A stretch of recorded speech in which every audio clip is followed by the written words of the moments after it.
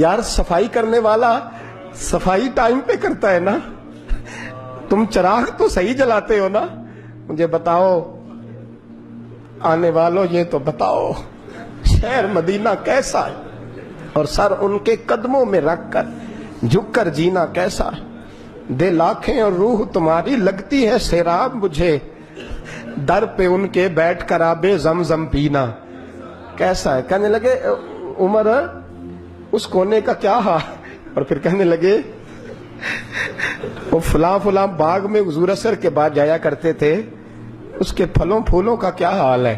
تو حضرت عمر کہتے ہیں بلال کی باتیں سن کے میں رویا، تو میں نے کہا بلال تجھے اتنا پیار ہے تو چھوڑ کیوں آیا ہے؟ تو کہنے لگے عمر میرا وجود شام میں رہتا ہے پر دل میرا مدینے میں ہی رہتا ہے، روح میری مدینے میں ہی رہتی ہے، بس سجنا باج محمد بخشا کی مرنا تے کی جینا، کہاں وہاں ہی رہتا ہوں۔ ایک دفعہ نا کوفے میں رہتے تھے حضرت علی، مولا علی نے ساری زندگی کسی سے سوال نہیں کیا، دینے والے تھے نا، سوال نہیں کیا۔ ایک بڑی خوبصورت قندیل ایک شخص لایا، خوبصورت لالٹین بنی ہوتی تھی وہ، اور اس میں تیل مٹی کا نہیں ڈالتے تھے، خوشبو والی کوئی چیز ڈالتے تھے تو وہ جلتی تھی۔ وہ لایا کوفے کی جامع مسجد میں، حضرت علی کوفے آ گئے، کہا حضور یہ جلا لیں۔ جب وہ لایا نا قندیل تو حضرت علی نے زندگی، امام حسن کہتے ہیں میں نے عجیب زندگی بھر سوال نہیں کیا، اس سے کہنے لگے میں نے کبھی کسی سے کچھ مانگا نہیں، اس طرح کی ایک اور مل جائے گی؟ تو اس شخص ایسے جیسے وہ عرش پہ نہیں بیٹھ گیا کہ علی نے مجھے کہہ دیا ہے، کہنے لگا حضور مل جائے گی، فرمانے لگے لے جاؤ، کہتے ہیں وہ لے کے آیا۔ تو جب وہ لایا تو پہلے والی قندیل کو اتنا نہیں، اس قندیل کو سینے سے لگایا، اپنا امامے کا پلو لے کے حضرت علی نے پوچھا، پھر آنکھوں میں آنسو آئے۔ امام حسن کہنے لگے ابا جی میں سمجھ نہیں پا رہا، یہ آپ نے تو زندگی بھر بھوک کاٹی ہے، سوال نہیں کیا، تو یہ کیا ہے؟ کہنے لگے مجھے بڑی پسند آئی تھی، دل کرتا ہے ایک لے لوں اور میں حضور کی مسجد میں بھی بھیج دوں، میں مدینے میں بھی بھیج دوں، میرا دل کرتا ہے یہ مسجد نبی میں لگ جائے گی تو اس کی شان بڑھ جائے گی۔ تو فرماتے ہیں امام حسن کہ میں رو پڑا، میں نے کہا حضور مجھے سمجھ آ گئی ہے، رہتے آپ کوفے میں ہے پر دل آپ کا مدینے میں ہی بستا ہے، وجود یہاں ہے پر روح آپ کی، رب جانے سونے یا محبوبہ تیرے شہر دیاں کی لذتاں نے، ایک رون جنہاں نے ویکھیا نہیں تے ایک رون دوبارہ جامل نہیں۔ میرے اعلیٰ حضرت فاضل بریلوی رحمت اللہ علیہ فرماتے ہیں حرم کی مدینے کے خطے خدا تجھ کو رکھے، مدینے کے خطے خدا تجھ کو رکھے، غریبوں فقیروں کے ٹھہرانے والے، یہاں غریب فقیر درویش مدینہ حسن ہے۔ توجہ ہے آپ حضرات کی؟ میں 2010 میں گیا تھا، اماں جی جب میں جانے لگا تب بھی میں روتا ہی گیا، واپس آیا تو میں اپنی والدہ سے میں نے کہا کہ اماں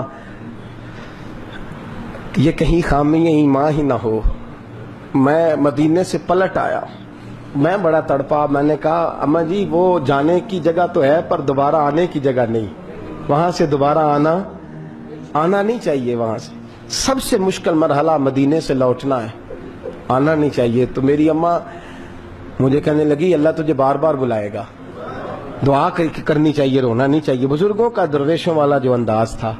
اور پھر میں دوسری دفعہ عمرے پہ گیا تو ایک شعر تھا مظفر وارثی کا، تو میں وہ پڑھ رہا تھا، میں نے کہا کہ دوبارہ آنے کی آرزو ہے، کہ خود کو پانے کی آرزو ہے، جو حج پہ احرام باندھتے ہیں اب وہ باندھ کے آنے کی آرزو ہے۔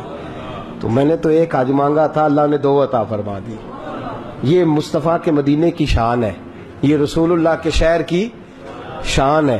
تو میرے دوستو اللہ بڑا بے نیاز ہے، وہ میرے جیسے لوگ، میرے جیسے، سچی بات ہے، میرے جیسے لوگ اس کا، میں کبھی بھی مدینہ منورہ میں حاضر ہو کے لوگ اور باتیں سوچتے رہتے ہیں اور میں مسجد میں بیٹھا ہوتا ہوں۔ تو میں جب پہلی دفعہ گیا تھا تو ایک بی بی بیٹھی تھی سادی سی عورت رات کو، تو اپنا زبان یار من ترکی و من ترکی بگویم پنجابی میں وہ بات کر رہی تھی، تو وہ جملے اس کے مجھے یاد رہتے ہیں جب میں مدینے جاتا ہوں۔ سادی بی بی جنت البقیع کے باہر بیٹھی تو بوڑھی اماں سادے سے کپڑے، تو شعر پڑھ رہی تھی۔ وہ کیا شعر تھا اس کا، کوئی وہ اس پہ شاعرانہ ردیف کافی یہ پورے نہیں اترتے، لوگ کہیں گے یہ مصرع شاید لحاظ سے ٹھیک نہیں ہے صنعت کے لحاظ سے، لیکن اس کا انداز تھا نا تو تھا بڑا با کمال۔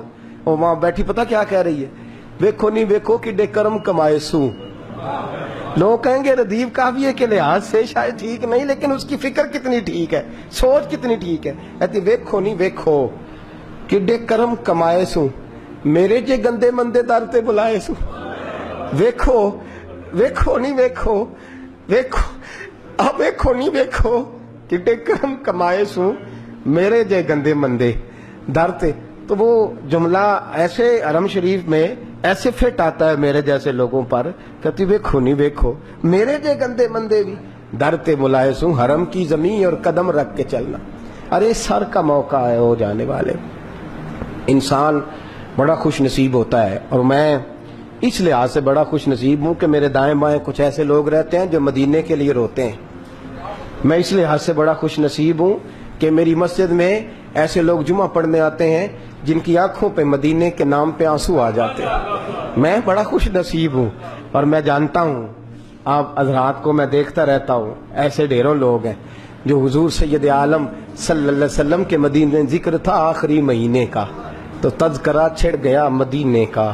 آج یو مصطفیٰ سے کہہ دینا غم کے مارے سلام کہہ. میں اس لحاظ سے خوش نصیب ہوں. اس دفعہ بھی نوجوانوں نے تیاری کی، نوجوانوں نے، اور دیکھتے ہی دیکھتے 26-27 لوگ. اور خوش نصیبی کی عادت ہے کہ جوانوں کا قافلہ جنہیں اتنی جلدی شوق پیدا نہیں ہوتا، اور تڑپ کر کے تیار ہوئے، رو کر کے تیار ہوئے. میں نے کہا میں خوش نصیب ہوں. ابھی جانا ہے ہم نے انشاءاللہ، پیر والے دن ہم قافلے کے ساتھ حاضری دیں گے مدینہ شریف. پیر کو انشاءاللہ تعالی ابھی جانا ہے. اور معراج شریف کی رات جلسہ کر کے میں اندر گیا تو میرا ایک عزیز میرے گلے رکھ کے تڑپ کے رویا. تو میں نے کہا تجھے کیا ہے؟ کہتا حضور 14 دن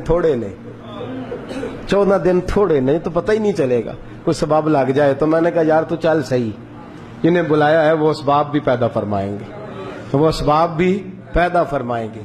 پیر کو انشاءاللہ روانگی ہوگی. 2 جمعے میں یہاں موجود نہیں ہوں گا. میں چونکہ آپ سے مخاطب رہتا ہوں، کرتا ہوں کئی جگہ غلطیاں، مجھے احساس ہوتا ہے. کئی دفعہ ایسی باتیں کرتا ہوں جو میں سمجھتا ہوں شاید بعض لوگوں کے لیے، لیکن اللہ جانتا ہے میری نیت اس میں خیر کی اور اصلاح کی ہوتی ہے. پھر بھی کبھی کسی کو کوئی جملہ برا لگ جائے، یا کوئی ایسا شخص جس کو کبھی، اور بالخصوص وہ لوگ جو میرے ساتھ زیادہ وقت گزارتے ہیں رہتے ہیں. میں بلڈ پریشر کا مریض ہوں تو کسی وقت جلال بھی مجھے آتا ہے. ان سے میری بالخصوص گزارش ہے کہ مجھے ساتھ ہی درگزر کر دیا کریں، ساتھ ہی مجھ سے درگزر کیا کریں. میں واقعی درگزر والا شخص ہوں. آپ سب حضرات سے بھی اپیل ہے کہ مجھے سچ مچ درگزر کر کے بھیجیے گا، تاکہ میں جب وہاں جاؤں تو اپنی معافی سمیٹ کر کے واپس آؤں. ہم انشاءاللہ تقریباً 27 لوگ جائیں گے. 27 لوگ بتایا نہیں، چند لوگوں تک بات تھی. مجھے نہیں خبر تھی کہ یہ اتنی جلدی اتنا قافلہ. اور پھر ابھی بہت سارے ساتھی ایسے ہیں، ہم سے غلطی ہو گئی، ہم بتا نہ سکے، ورنہ لگتا تھا یہ قافلہ جو ہے وہ بہت زیادہ بڑا ہو جاتا. انشاءاللہ آئندہ ہم بتایا کریں گے آپ حضرات کو کہ ہمارا عمرے کا ارادہ ہے. آپ لوگ دعا فرمائیے گا. 2 جمعے آپ نے تشریف لانا ہے، یہ آپ کا ادارہ ہے. آپ سچ مچ یہاں آتے ہیں، آپ کا ادارہ ہے. آپ 2 جمعے آئیں گے، یہاں بیان سنیں گے، آپ یہاں نماز جمعے کی ادا کریں گے. اور شب برات کو میں یہاں موجود نہیں ہوں گا، لیکن جس جگہ میں موجود ہوں گا وہاں بیٹھ کر جو پہلی دعا ہوگی وہ آپ حضرات کے لیے ہوگی. تو آپ لوگ یہاں تشریف لائیں گے، شریک ہوں گے. اور میں نے آج وہاں بھی دوستوں سے کہا ہے اور یہاں بھی کہتا ہوں، جو ساتھ والے ہیں وہ تو ساتھ والے ہی ہیں. وہ تو انشاءاللہ تعالی میں اپنی کچھ کمائی لے کے جاؤں گا کہ سرکار یہ کچھ تیاری ہے میری، اور باقی بھی. اور جہاں تک آپ حضرات کا تعلق ہے، میں ویسے بھی اپنے بچوں کے لیے اور اپنے گھر والوں کے لیے دعا بعد میں کروں گا. اور پہلے میں عرض کروں گا، چونکہ ہم نے پہلے مدینہ شریف جانا ہے، اس لیے کہ ان کے طفیل آج بھی خدا نے کرا دیے. پھر وہاں سے ہم مکہ مکرمہ جائیں گے. تو میں جب سرکار کی بارگاہ میں جاؤں گا تو یہ آپ کے آنسو مجھے یاد رہیں گے. اور میں پہلی بات یہی عرض کروں گا کہ حضور، لوگ دنیا کے لیے روتے ہیں، مال کے لیے روتے ہیں، جائیداد کے لیے روتے ہیں. میں جامعہ رحمانیہ میں کچھ ایسے بھی چھوڑ کے آیا ہوں جو آپ کے لیے رو رہے تھے. اور یا رسول اللہ، وہ قیمتی آنسو تھے، سفید داڑھیوں سے لے کر نوجوانوں تک وہ قیمتی آنسو تھے. اور یہ ایک بار نہیں روتے، یہ جب تیرے مدینے کی بات ہوتی ہے نا. وہ خواجہ غلام فرید صاحب نے کہا تھا، میں تتڑی نت جان بلب تے تو خوش وسن ہے وچ دیس عرب. میں آپ کے لیے، پہلے آپ کے لیے، اس لیے کہ میں جانتا ہوں یہاں بڑی دشواری سے لوگ آتے ہیں. اور بڑی تکلیف کے ساتھ یہاں سخت گرمی میں دھوپ میں جمعہ پڑھ کے جاتے ہیں. یہ آپ کا ذوق کسی جگہ بھی ہمیں بھولتا نہیں. حرم مدینہ میں بھی پہلی دعا آپ کے لیے ہے اور حرم کعبہ میں بھی پہلی دعا آپ کے لیے ہے. بس یہ دعا فرمائیے گا کہ ویکھو نہیں ویکھو کڈے کرم کمائے سو، میرے جے مندے چنگے در تے بلائے سو. خدا آپ کو قیامت کی صبح تک آباد فرمائے. آخر دعوایان الحمدللہ رب العالمین.